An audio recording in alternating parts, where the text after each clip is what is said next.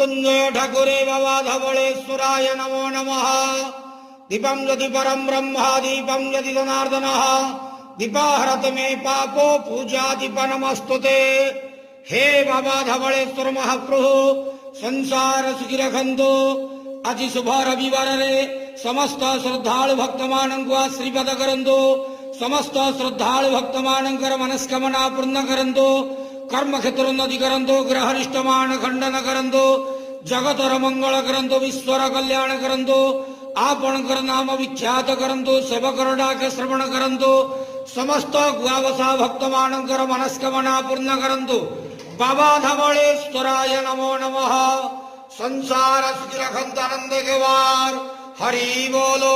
आज शुभ रविवार रे समस्त श्रद्धालु भक्त मानंकु आशीर्वाद करंत आनंद के वार हरि बोलो।